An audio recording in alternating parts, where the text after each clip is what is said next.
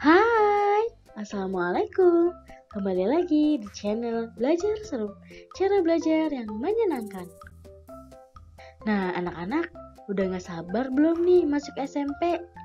Di video kali ini kita bahas yuk tentang jenjang sekolah di Jakarta. Ada apa aja ya?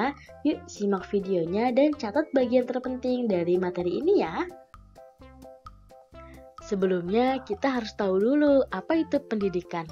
Pendidikan adalah proses pembelajaran kepada peserta didik agar dapat memiliki pemahaman terhadap ilmu pengetahuan. Di Indonesia, setiap anak wajib belajar selama 12 tahun, dari SD hingga SMA. Pendidikan di Indonesia terdiri dari 3 jalur anak-anak. Yang pertama ada pendidikan formal, yang kedua pendidikan non-formal, dan yang ketiga pendidikan informal. Yuk kita bahas satu persatu. Yang pertama, pendidikan formal. Pendidikan formal adalah jenis pendidikan yang terstruktur dan berjenjang dimulai dari tingkat PAUD, SD, SMP, SMA, dan perguruan tinggi atau universitas.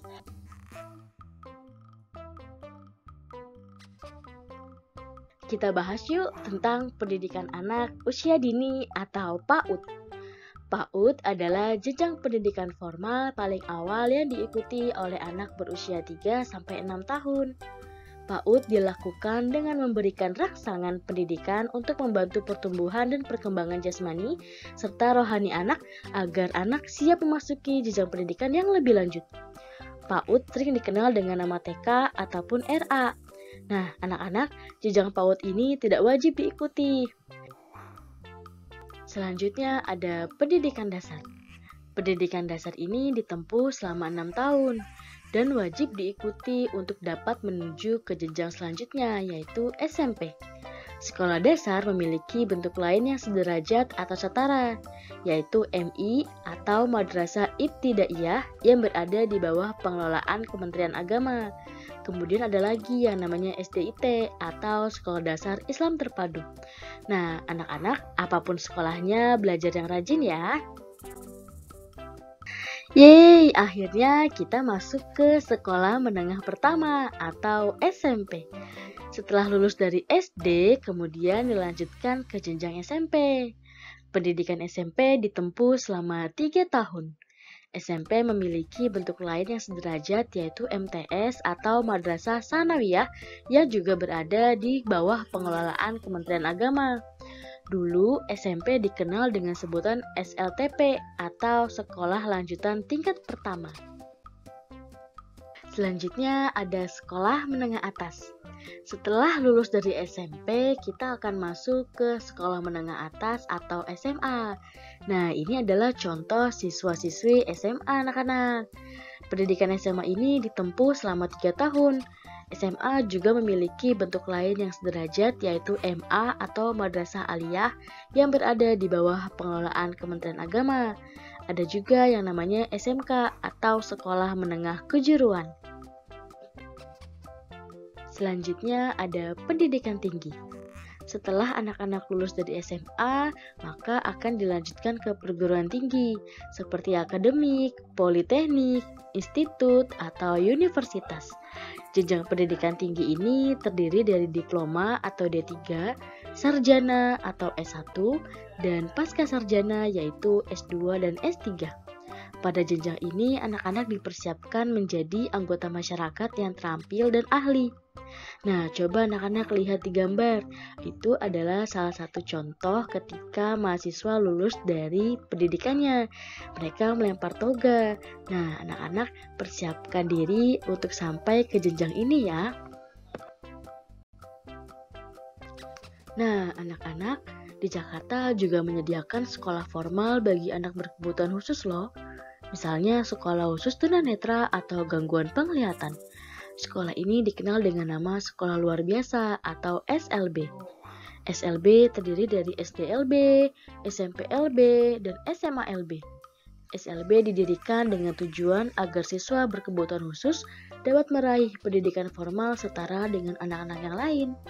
Contohnya adalah SLB Negeri 5 Jakarta. Sebelumnya kita sudah bahas tentang pendidikan formal. sekarang kita bahas yuk tentang pendidikan non-formal. Pendidikan non-formal adalah jenis pendidikan yang dilaksanakan di luar sekolah formal yang difungsikan untuk menambah, mengganti, atau melengkapi pendidikan. Tujuannya adalah yang pertama memenuhi kebutuhan tingkat dasar seperti pengetahuan umum atau keaksaraan.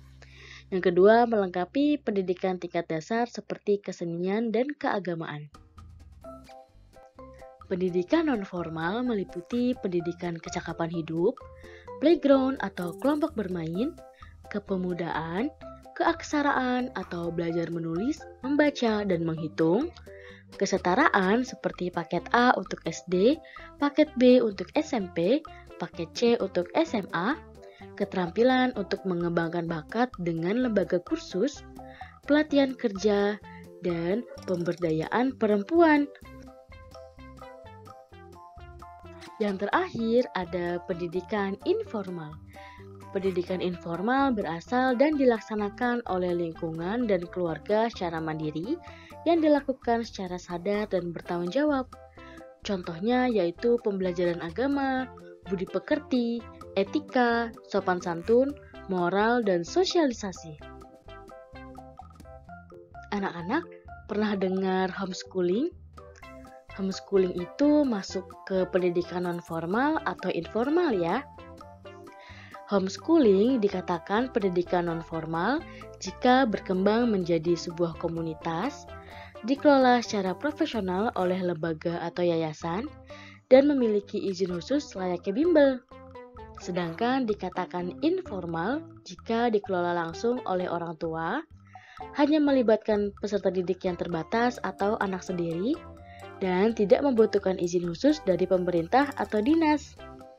Nah, anak-anak sudah paham ya tentang homeschooling? Melalui pendidikan, kita mampu mengembangkan kemampuan yang kita miliki. Pendidikan yang berkualitas akan menghasilkan generasi yang berkualitas. Nah, anak-anak selalu belajar dan mengembangkan diri ya, agar menjadi generasi yang berkualitas. Oke anak-anak, terima kasih sudah mengikuti pelajaran PLBJ kali ini. Semoga materi yang disampaikan bisa bermanfaat dan sampai ketemu di materi selanjutnya. Dadah! Tetap jaga kesehatan ya.